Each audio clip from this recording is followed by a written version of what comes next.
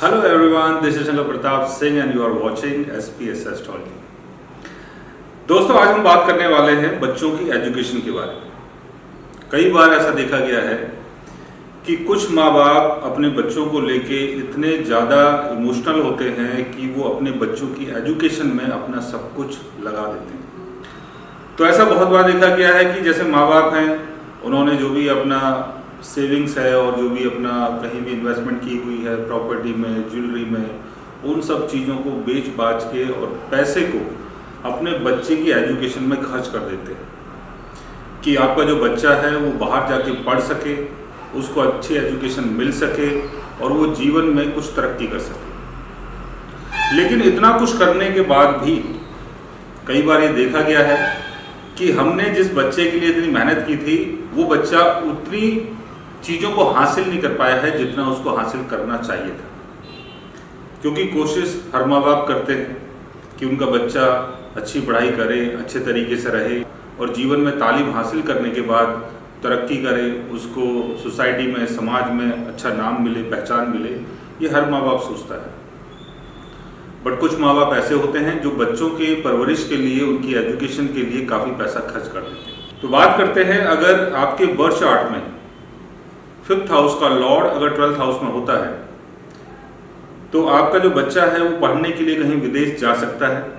लेकिन उसको सक्सेस मिलेगी कि नहीं मिलेगी ये डिपेंड करता है 12th हाउस के लॉर्ड के ऊपर। तो फर्स्ट चाइल्ड के बारे में अगर देखना है तो आपको 5th हाउस को देखना है,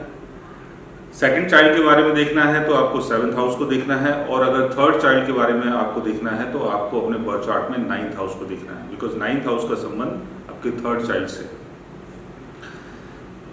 तो 5th हाउस, 7th हाउस और 9th हाउस के लॉर्ड्स अगर 12th हाउस में होते हैं और 12th हाउस का लॉर्ड अगर अपने ओन साइन में होता है या अपने एक्सल्टेशन में होता है या बेनिफिक हाउस में उसकी प्लेसमेंट होती है और राहु, शनि, केतु से अगर वो बचा हुआ होता है तो आपका जो बच्चा है वो विदेश जाके बहुत अच्छी पढ़ाई करता है और उसके बाद उसे बहुत ज़्यादा सफलता मिलती है। लेकिन 9th हाउस का लॉर्ड, 7th हाउस का लॉर्ड और 5th हाउस का लॉर्ड अगर वो 12th हाउस में है,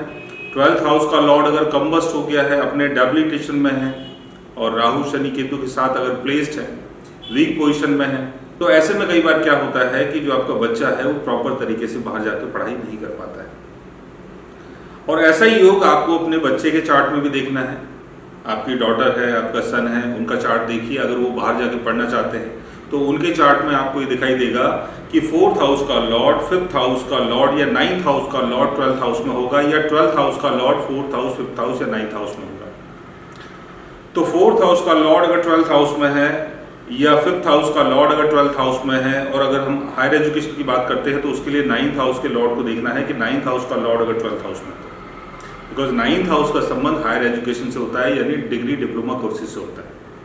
और 4th हाउस अगर आप देख रहे हैं, 4th हाउस का लॉर्ड अगर 12th हाउस में है तो इसका मतलब ये हो गया जो भी नर्सरी से संबंधित एजुकेशन होती है उसका संबंध होता है 4th हाउस से। अगर आपको 5th हाउस को देखना है तो इसका मतलब ये हो गया कि जो आपकी बच्ची की एजुकेशन है 8th क्लास से लेकर 12th क्लास के बीच की एजुकेशन है।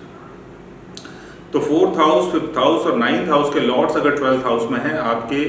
बेटे के चार्ट में या आपकी बेटी के चार्ट में, और 12th हाउस का लॉर्ड अगर अपने ओन साइन में है, अपने एक्सल्टेशन में है और रेट्रोगेशन में नहीं है, कंबशन में नहीं है, अच्छी जगह प्लेस्ड, तो आपका जो बच्चा है वो बाहर जाके अच्छी पढ़ाई कर पाता है। लेकिन 12th हाउस का लॉर्ड अगर वीक पोजीशन में हो, 12th हाउस का लॉर्ड अगर रेट्रोगेशन में हो, 12th हाउस का लॉर्ड अगर कंबस्ट हो गया हो, तो बच्चा बाहर तो जाएगा लेकिन वहां पर प्रॉपर तरीके से उसकी पढ़ाई नहीं हो पाएगी और कई बार बहुत ज़्यादा लॉस भी होता है। तो ऐसे कुछ योग आपको देखने हैं कि जैसे 1st हाउस हो गया,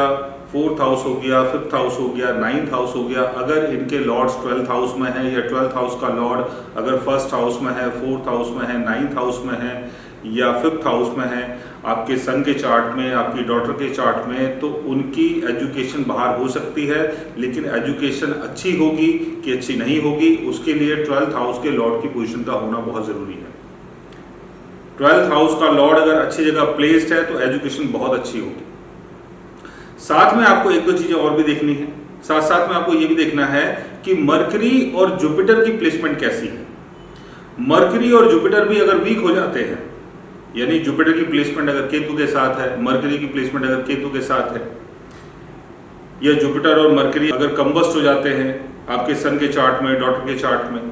तब भी एजुकेशन में बहुत ज़्यादा प्रॉब्लम आ सकती है। तो जो भी आप कोशिश कर रहे हैं, कोशिश आप अच्छी कर रहे हैं, आप चाहते हैं कि आपका बच्चा बाहर जाके पढ़ाई करे, लेकिन उसके लिए पहले आप अपने चार्ट को भी देखें और अपनी डॉटर के चार्ट को देखें, अपने सन के चार्ट को देखें। अगर उनके चार्ट में भी ऐसे अच्छे योग बनते हैं तब आप उनको बाहर पढ़ाई के लिए भेज सकते हैं। और अगर आपको लगता है कि 12th हाउस का लॉर्ड बहुत वीक पोजीशन में है, केतु के साथ बैठा हुआ है, राहु के साथ बैठा हुआ है,